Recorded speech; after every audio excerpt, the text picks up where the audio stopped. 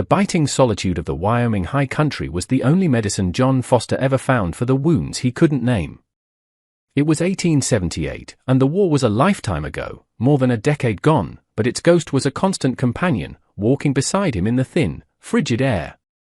Christmas Eve was descending with a furious blizzard, a maelstrom of wind and blinding snow that had already raged for 2 days, burying the high country under a deep, unforgiving white blanket. The world outside his small cabin had been reduced to a roaring white chaos, an external reflection of the storm that often raged within him. His cabin, a squat, sturdy structure of hewn logs chinked with mud and defiance, stood a stone's throw from a frozen creek. Its back was pressed against a stand of unyielding pines, their branches heavy with a thick mantle of snow. He had built it with his own 2 hands, a fortress against memory, a bastion against the world of men that had chewed him up and spat him out. John was a tall man, made lean and hard by relentless work and a sparse diet.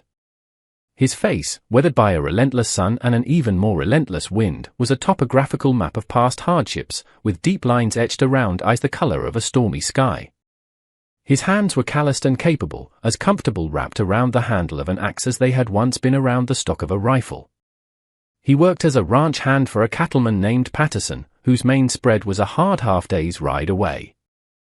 The arrangement suited them both. The John received his pay in supplies and the unspoken right to be utterly and completely left alone. Town was a place he actively avoided. Lander was a raw, burgeoning settlement, a chaotic symphony of noise, commerce, and the suffocating judgment of others. He saw it in their faces, the same blind, unthinking certainty that had sent Boise, his own younger brother among them, marching proudly into the meat grinder of the Civil War. The phantom thunder of cannon fire still echoed in his quietest moments, a ghostly tinnitus of the soul. So he kept to his cabin, to the silent company of the snow-covered landscape and the unsparing, indifferent mountains. This particular winter had been a bitter one, relentless in its brutal assault. The current blizzard was the worst he'd seen in his years here.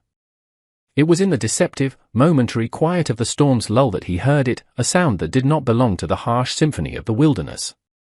It was human. A thin, desperate cry, swallowed almost immediately by the wind's returning howl. John froze, every muscle tensed, his head cocked towards the sound.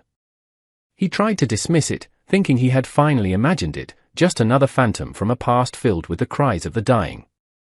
But then it came again, fainter this time, but unmistakable. A cry for help. His body moved before his mind had fully consented, an instinct to act overriding years of practiced isolation. He pulled on his heavy sheepskin coat, wrapped a wool scarf around the lower half of his face, grabbed his rifle, and plunged into the waist-deep snow. The cold was a physical blow, a shock to the system that stole his breath. The wind was a living, malevolent thing that tore at his lungs and stung his eyes. He fought his way forward, his gaze scanning the churning white expanse, searching for the source of the cry that had pierced his solitude. And then he saw it. A flash of dark fabric against the stark white, a single figure huddled against a massive snowdrift, their strength clearly failing. They were a fragile anchor in a world of violent, chaotic motion. He did not hesitate. He pushed through the biting wind and the deep, heavy snow, the effort a burning strain on his lungs and a fire in his legs. As he drew closer, he could make out the form of a woman, her clothes wholly inadequate for the brutal conditions. She was collapsed, her face pale with the encroaching cold. He reached her, gasping for air, his own breath pluming in the frigid air. "Hold on," he yelled over the wind, his voice a rough bark. She was shivering violently, almost convulsing, her teeth chattering a frantic, desperate rhythm. He worked quickly, his numb hands digging away the snow that had begun to drift over her. He managed to get his arms under her, surprised by her weight. She was not a small woman, she was solidly built, with a fullness to her figure that spoke of a life before this desperate struggle. She was a dead weight in his arms, her body limp with exhaustion and cold. Using the last reserves of his strength, he began the brutal fight back to the cabin. He half-dragged, half-carried her through the blizzard's unabated fury, collapsing inside the small cabin, his chest heaving as he slammed the door against the storm. He rolled onto his side, pressing his fingers to her neck, searching for a pulse. He found one, faint and thready, but it was there. She let out a racking cough, and her eyelids fluttered open, revealing eyes the color of warm honey, wide with a primal, animal fear. "Easy now," he said, his voice rough from exertion and disuse. "You're safe." She stared at him, trembling violently, her simple wool dress in tatters and frozen stiff. Where am I?" she whispered, her teeth chattering so hard she could barely form the words. "My land," he said, rising stiffly to his feet. "My cabin." "You need to get warm," and fast. He reached a hand down to help her, but she flinched away from his touch, scrambling backward like a startled doe. "No," she said, her voice shaking but laced with a surprising firmness. "Don't take me to town. Please, whatever you do, don't take me to land." Her plea was so filled with a palpable dread it stopped him cold. "I'm not taking you anywhere," he said gruffly, his tone softening slightly at her terror. "But you'll die of cold if you don't get out of those wet things. The cabin is your only choice." She watched him for a long, agonizing moment, her honey-colored eyes searching his weathered face, weighing one unknown danger against another. Finally, with a barely perceptible nod, she relented. She tried to stand, but her legs, numb and weak, gave way beneath her. Without a word, John scooped her into his arms. She was heavier than he'd expected, a substantial weight that felt strangely grounding in the chaotic swirl of the storm and his own emotions. She went stiff at his touch, a rigid fear radiating from her, but she did not fight him. He carried her the few steps to the hearth and gently set her down in the single sturdy chair that sat beside it. The small one-room space was spare and orderly, a reflection of its occupant. A stone fireplace dominated one wall, a narrow cot was pushed against the other, and a rough-sawn table with a second chair completed the furnishings. It was the scent of the place, of wood smoke, coffee, and a deep, ingrained solitude that seemed to unnerve her the most. She was an intrusion, a disruption to this quiet, ordered world, and they both knew it. "Get those wet things off," he ordered, his back already turned as he added more wood to the fire, coaxing the flames to a roaring life. It was a command born of pure practicality, not prurience. He did not look at her, giving her what little privacy the small, intimate room allowed. The silence was thick, broken only by the crackle of the flames and the sound of her chattering teeth. He felt a flash of irritation, a resentment at this sudden, violent intrusion into the quiet rhythm of his life. He had not asked for this, for a half-frozen woman with terror in her eyes to land on his doorstep. Yet, as he listened to the soft rustle of wet, frozen fabric being peeled from skin, a different feeling stirred within him, something akin to a reluctant curiosity. Who was she, and what in God's name was she running from that was worse than a Wyoming blizzard on Christmas Eve? He finally allowed himself to glance over his shoulder. She was huddled in his spare blanket, her wet clothes draped over the other chair, steaming in the heat of the fire.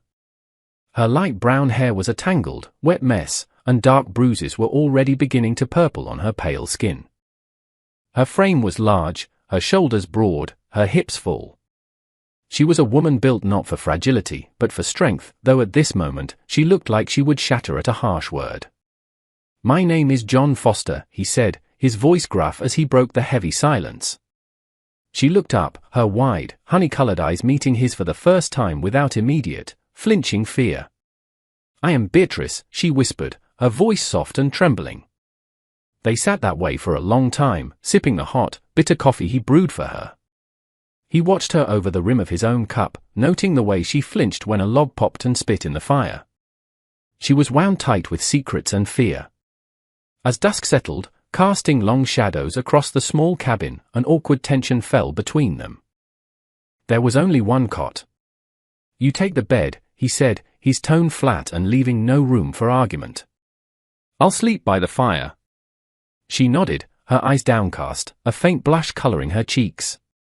He laid out his bedroll on the rough plank floor, keeping his back to her as he did. He was acutely, uncomfortably aware of her every movement, the soft rustle as she moved to the cot. He stared into the dying embers of the fire, willing sleep to come, but his mind was agitated, stirred up by her unexpected presence. The cabin felt smaller, the air charged with a strange, unwelcome intimacy. He heard her move behind him, the soft pad of her bare feet on the wooden floor. Her voice came out of the darkness, a trembling whisper. Mr. Foster? He did not move, did not turn. What is it? There was a long, pregnant pause. He could hear the unsteady rhythm of her breathing, the catch in her throat. Sir, her voice came again, this time barely audible over the howl of the wind outside. Do you want to look at me? The question hit him like a stray bullet, stunning him. He remained frozen, his back to her, every muscle in his body tensing. Then, her voice, even quieter, laced with a deep, hollow resignation, asked the question that laid her soul bare. Will you stay if I undress? In those words, he heard the echo of 100 sordid transactions he could only imagine. He heard the shame, the resignation, the awful, hollow bartering of a woman who believed she had nothing left to sell but her own body. They were an offer of payment for her rescue, for the food, for the shelter, for his protection.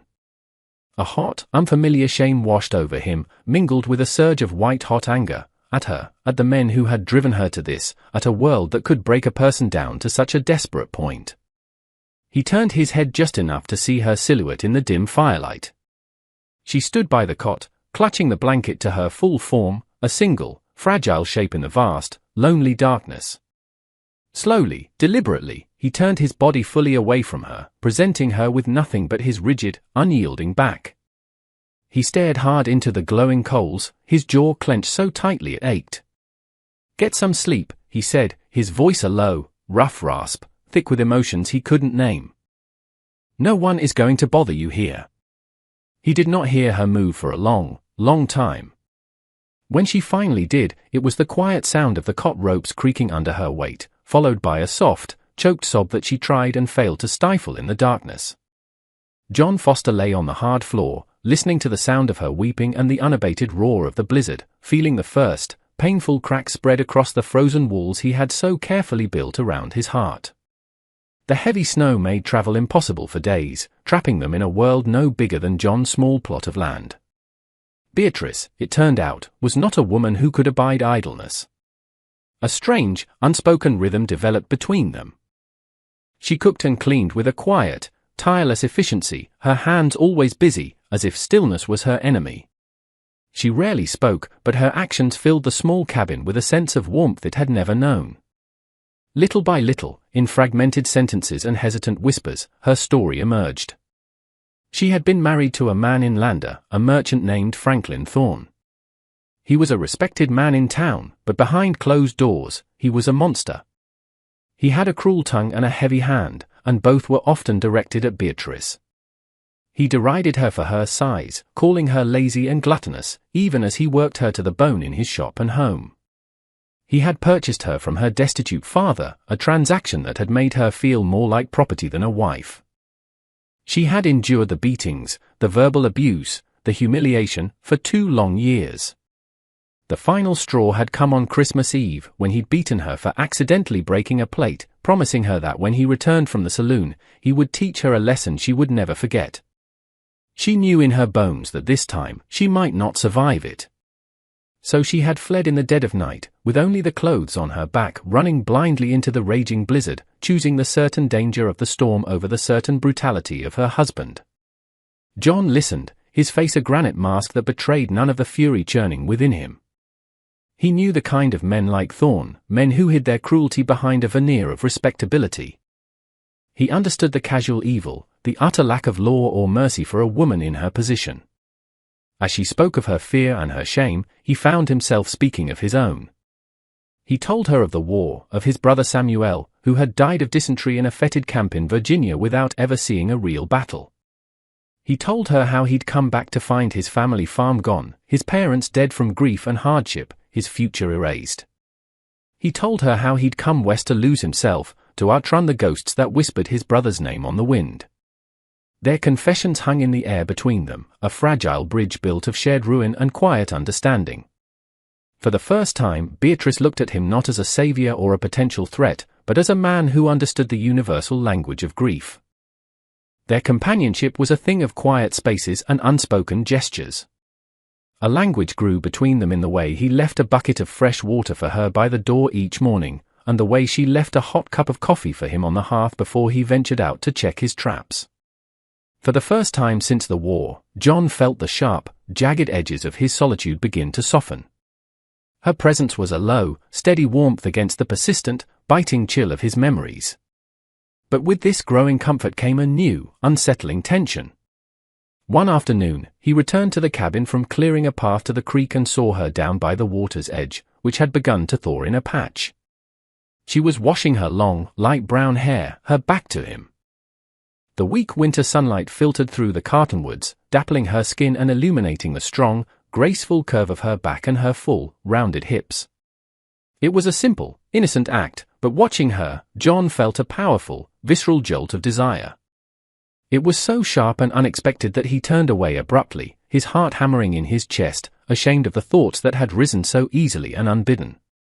She was a survivor, a refugee he had sworn to protect. She was not for him to want. The outside world, loud and unwelcome, intruded on the fourth day. John saw a rider coming from a long way off, a dark speck against the endless white. A flicker of raw panic crossed Beatrice's face. "Who is that?" she asked, her voice trembling as she shrank back from the window. "Just a hand from the ranch, likely," John said, trying to reassure her. "He won't bother you," but as the rider drew closer, his gut tightened. It wasn't one of Patterson's men. It was a stout, hard-faced man he didn't recognize, followed by two others who looked more like hired thugs than ranch hands. "Thorne," Beatrice whispered, the name a cold stone in his stomach. All the color drained from her face. "It's him." She scrambled away from the door, seeking refuge in the darkest corner of the cabin like a mouse darting from a hawk. Thorne and his men reined in their horses a few yards from the cabin, their expressions a toxic mixture of arrogance and menace. "Well, well," Thorne called out, his eye sweeping over the small, isolated homestead with a proprietary air. "Looks like my property has wandered off." He dismounted, his movements slow and deliberate, designed to intimidate. "I've come for what's mine, Foster. The woman and the trouble she's caused me." "She owes you nothing," John said, his voice dangerously calm. He stood on the porch, a solid, immovable wall between the men and the cabin. His gun was not drawn, but his hand hovered near its hilt, a silent promise of violence. "Stay out of this, Yankee," one of Thorne's men growled, spitting a brown stream of tobacco juice into the snow. "This is our business." "She is my business now," John stated, his voice flat and final. Thorne's face purpled with rage. "You have no idea who you're dealing with," he spat, and lunged for the cabin door. John moved with the startling speed of a striking snake. He shoved Thorne back with one powerful hand and drew his pistol with the other. But he had underestimated them, or overestimated his own ability to handle three men at once. The second hired man was already moving, not with a gun, but with a long, wicked-looking knife. As John turned to face the new threat, the man rushed him, the blade a silver arc in the pale winter light. He parried the first thrust, the steel scraping harshly against his gun barrel. He brought the heavy pistol down in a brutal arc, catching the man on the side of the head. The man staggered, but he was tough and enraged. He came back, jabbing low and fast. John felt a sudden, white-hot fire in his left side. He grunted in pain and surprise as the blade sank deep into his ribs. He stumbled back against the cabin wall, a dark, wet stain already spreading rapidly across his shirt. From inside the cabin, Beatrice screamed. The world seemed to slow down, every detail sharpened by the searing pain in his side. He saw Thorne smile, a cruel, triumphant smirk that promised more pain to come. In that moment, something inside Beatrice snapped. The fear, the grief, the years of helpless submission, they burned away in an instant, leaving behind a core of pure, unadulterated rage. The heavy iron skillet she'd been cleaning sat on the hearth, still warm. Without a second thought, she grabbed it, her knuckles white around the handle. As the man who had stabbed John turned toward the open cabin door, a leering grin on his face, Beatrice burst out, swinging the skillet with all the force of her fear and fury. The heavy cast iron connected with the man's head with a sickening, wet crack. He crumpled to the ground without a sound, a heap of unconscious limbs. Everything froze. Thorne and his remaining man stared, stunned, at the large woman holding the skillet like a weapon, her chest heaving, her honey-colored eyes blazing with a righteous fire they had never seen. In that frozen moment, John, despite the searing pain in his side, pushed himself off the wall. He raised his pistol, not at Thorne but at the ground near his feet. The shot kicked up a spray of dirt and snow that made Thorne yelp and jump back as if he'd been shot himself. "Get out of here!" John growled, his voice strained but full of deadly menace. "And if you ever come back, I'll bury you on this land." Thorne looked from John's smoking gun to the unconscious man on the ground, and then to Beatrice, standing on the porch like a vengeful goddess, the skillet held at the ready. The odds had changed dramatically. He cursed, a string of foul oaths that fouled the clean mountain air. He grabbed the reins of his man's horse and rode away, leaving his wounded companion in the snow-dusted dirt without a backward glance. The weeks that followed were a blur of pain, fever, and healing. The doctor from Lander, summoned by one of Patterson's ranch hands John had managed to send for, declared that the knife had missed anything vital but had gone deep, causing a dangerous infection. John's small cabin became a sickbed, and time was measured by the changing of bandages and the slow, gradual return of color to his face. Beatrice never left his side. She transformed from a rescued victim into a fierce, tireless guardian of his recovery. She cleaned the wound, brewed foul-tasting herbal remedies the doctor had left, and spoon-fed him broth when he was too weak to lift his head.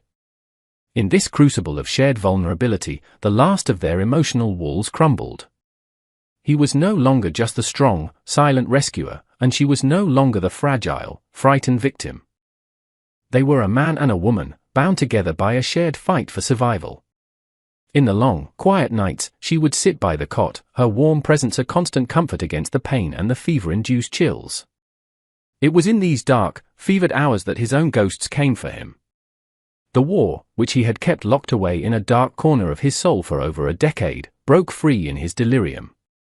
He would cry out in his sleep, his body thrashing against the perceived threat of long-dead enemies. "Samuel," he would shout, his voice thick with an old, unhealed agony. "Hold on, Sammy." Beatrice did not try to wake him from these nightmares. Instead, she would lean close, her voice a soft, steady lifeline in his sea of memory. "You are not there, John," she would whisper, her hand gently stroking his sweat-dampened hair. "The war is over. You are here, in the cabin. You are with me. You are safe." She would describe the room to him in painstaking detail, the pattern of the moonlight on the floor, the weight of the quilt, the smell of pine smoke from the dying fire, until the tension left his body and he would quiet, his hand finding hers in the darkness and clinging to it as if it were the only real thing in the world. She was calming the ghosts that had haunted his solitude for so long. His physical strength returned slowly, painstakingly. One afternoon, he took his first few shuffling steps to the window, leaning heavily on her for support. They stood there together, looking out at the now calm and clear landscape, the snow beginning to melt under a stronger sun, revealing the first hints of the coming spring. He looked down at the woman who had nursed him, who had fought for him, who had faced down his inner demons with nothing but the soft, steady power of her voice. He saw not just a survivor, but a partner, a woman of immense strength and compassion. He saw his future standing right there beside him.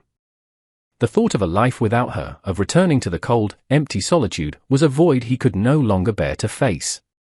He had nothing to offer her but this rugged piece of land and the simple, profound truth of his heart.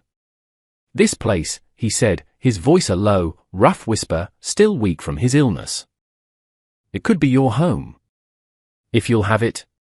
Tears welled in Beatrice's honey-colored eyes, spilling down her cheeks. She smiled, a fragile, beautiful thing that transformed her face. She was as broken in her own way as he was. She answered his offer with a question of her own, the same one from that first terrifying night, but now stripped of all its shame and fear, and filled with a new, hopeful meaning. "Will you stay, John?" He did not need to answer with words. He simply leaned in and kissed her, a gentle, tender kiss of acceptance, of promise, of homecoming. He was finally home. They did not stay in the old cabin, the place that held the memories of their desperate first meeting. Together, hand in hand, they built a new home on a rise overlooking the creek, with a wide porch for watching the sunset paint the sky in hues of orange and purple. They built it with their own hands, every log a testament to the new life they were forging together, a life built on a foundation of shared scars and mutual respect. The seasons turned, and their life settled into a peaceful, hard-working rhythm. They were a team, in the truest sense of the word. One late summer afternoon, they rode out together along the creek, the horses moving at a leisurely pace. As they rode, Beatrice's hand slipped from her reins and found his. He wrapped his calloused fingers around hers, a simple gesture of belonging that spoke volumes. He looked over at her face, which was no longer haunted by fear but was instead softened by love and lit by a genuine, radiant smile that reached her eyes. And in that moment, John Foster smiled back, a rare, true smile that reached his own stormy eyes and seemed to erase the last lingering shadows of the war, of the grief, of the crushing solitude. The pain they had all carried had not vanished entirely, the scars remained, reminders of the battles they had fought and won. The ghosts were still there, but now they rested quietly, held in the warm, safe space of their shared life, their whispers silenced by the steady, beating rhythm of two hearts that had found their home in each other. They were no longer burdens to be carried alone.